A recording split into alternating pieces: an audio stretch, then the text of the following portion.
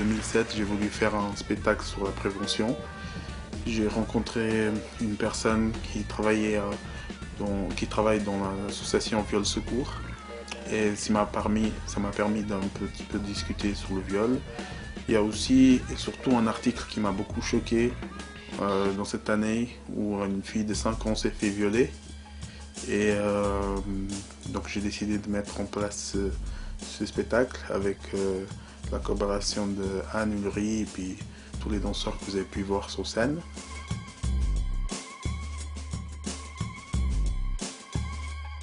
Mon souci, c'était d'arriver à faire quelque chose de juste avec ça. Donc c'est pour ça qu'après on a été avec José trouver Sandra qui travaillait à l'association Viol Secours et qui nous a un peu briefé sur tout le processus en fait des violences sexuelles. Pourquoi on en arrive là, après comment on vit le vécu de la victime, la reconstruction et tout ça. Et à partir de ça, en fait, on a essayé de construire la pièce Tabou.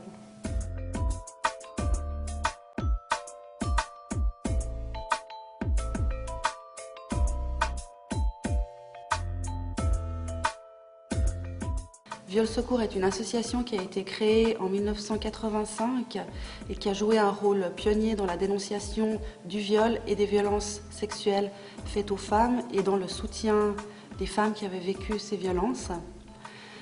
25 ans plus tard, la lutte reste indispensable. Viol Secours reçoit quotidiennement des femmes qui ont vécu des viols et des violences sexuelles. Et en fait, c'est cette expertise de terrain, ce terrain quotidien, travailler quotidiennement avec des femmes qui ont été violées, qui nous permet de réfléchir aussi à des actions de prévention.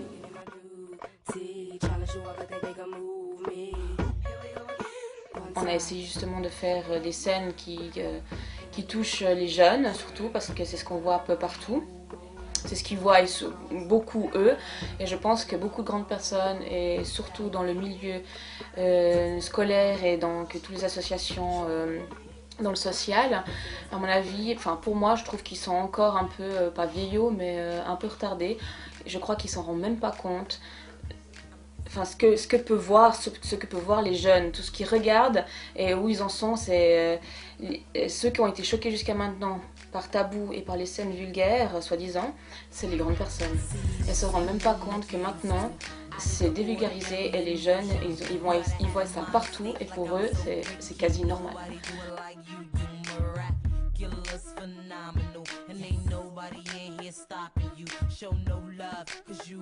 On montre des choses qui sont encore bien avant ce qui se passe réellement et même simplement à la télévision, dans les fêtes le soir, etc. Donc je pense qu'on n'est pas au-delà de ce qui se passe réellement dans la vie des gens et des jeunes.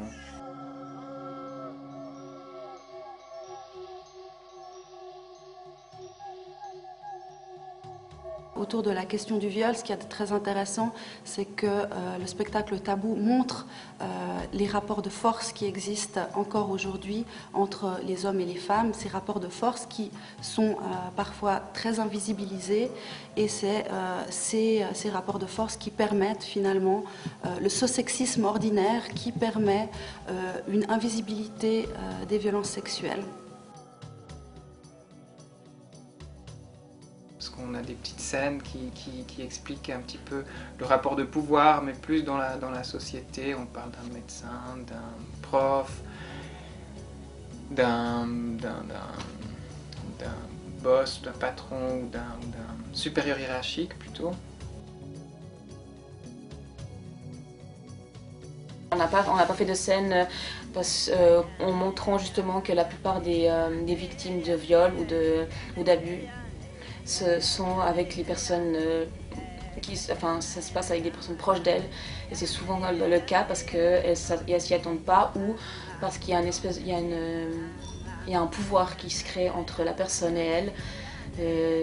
Donc c'est vrai dans Tabou il manque une scène en rapport avec la famille ou les proches.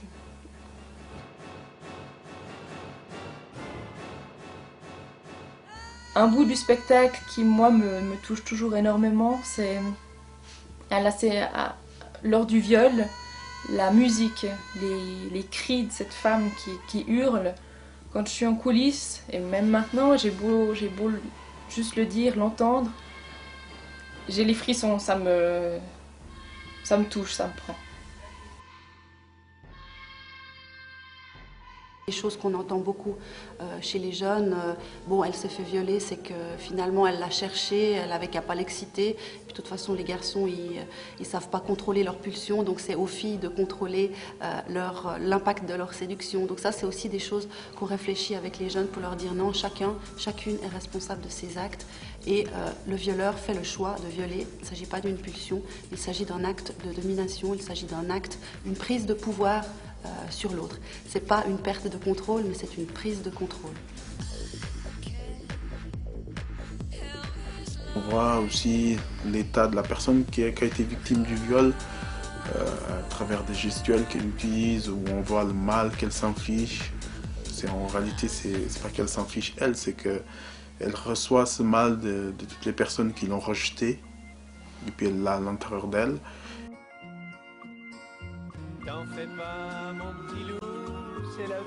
Et on voit aussi que avec le temps et patience et tout, on arrive aussi à se reconstruire. Un soir, je me suis endormie devant la télé, comme souvent, et je me suis réveillée, la télé allumée, sur un reportage sur Pierre Perret, où il explique, où il y avait justement cette chanson de « Ne pleure pas mon petit loup ». Et c'est... J'étais à moitié encore endormie, et ça m'a tout de suite fait tilt, parce qu'on cherchait une musique pour symboliser les ressources, en fait, pour la reconstruction de la victime dans Talbot.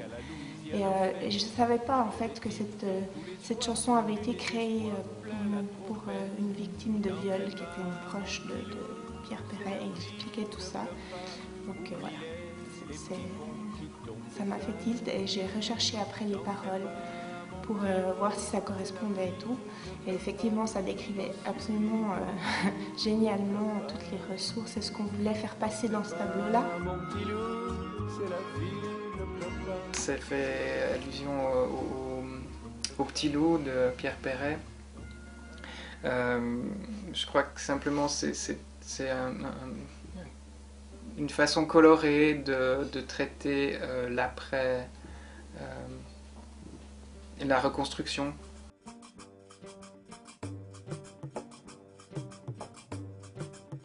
On a amené tout ce qu'on pouvait faire, tout ce qu'on pouvait amener, on l'a fait, ce qui pourrait être intéressant dans le spectacle, et on a aussi intégré ces équilibres et ces acrobaties pour un peu montrer le stade de la victime qui passe du stade où elle a envie de s'enterrer sous terre, elle se supporte plus, elle a honte, et de l'autre stade, enfin c'est par crescendo, c'est comme si elle montait des marches pas à pas, c'est vraiment une marche après l'autre, et les équilibres nous permettent de montrer ça justement vers la fin, où on voit une personne qui monte, grimpe avec difficulté, mais elle va y arriver, et c'est ça qu'on essaye de dire, et qu'on espère pour cette personne qui a été victime de pouvoir s'en sortir.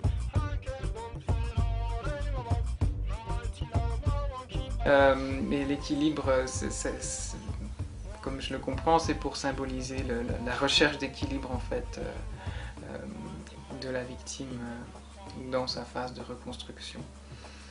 Voilà, je sais pas. Je pense que le but du spectacle, c'est surtout de ressentir des choses, ressentir des émotions, et d'en faire après quelque chose, de stimuler une réflexion, de stimuler un questionnement. Et puis ça peut être tout simplement voilà, d'avoir ressenti des choses, de ne pas pouvoir mettre des mots dessus, mais d'avoir comme ça reçu un matériel émotionnel, et puis de pouvoir l'élaborer peut-être plus tard ou au moment où une situation problématique se pose. J'ai toujours trouvé très important de participer à ce spectacle, parce que ça a une grande valeur de pouvoir passer un message aux jeunes qui, je pense, en ont très besoin aujourd'hui. En ce qui concerne Tabou, j'ai été prise à la base pour remplacer quelqu'un. Donc au début, je savais pas trop de quoi ça parlait, de comment était la pièce. Et au fur et à mesure, en fait, j'ai compris. Et puis, ce qui m'a beaucoup plu, c'est dans les collèges, de voir la réaction des jeunes, de voir comment eux, ils percevaient la pièce. Moi, je pense que, en tant que fille, je pense que chaque fille a vécu quelque chose qui pourrait être, pas du viol forcément, mais d'une agression sexuelle ou d'une agression où on se sent pas très bien. Donc pour moi, c'est vrai que c'était un spectacle important, une prévention importante à faire envers les filles et les garçons aussi. Puis après, on fait des ateliers, c'est toujours très intéressant. Les questions qui en ressortent, les réflexions, et de réaliser à quel point les jeunes ont besoin de pouvoir parler de certains problèmes, de certaines questions. Et puis à la fin, moi je prends toujours un petit moment pour faire un petit exercice où je leur propose de fermer les yeux puis de décider quel est le message le plus fort qu'elles ont retenu de ce spectacle ou de la discussion qu'on a eue après, et puis de le graver à l'intérieur pour pouvoir le retrouver après coup. Et puis ça, voilà, c'est vrai, c'est de la prévention ponctuelle, mais je suis convaincue que quelque part il y a quelque chose qui est gravé à l'intérieur et que ça peut aider. Et je me dis que si ça aide une fois une personne, eh ben, ça aura valu la peine, tous ces efforts qu'on aura fait.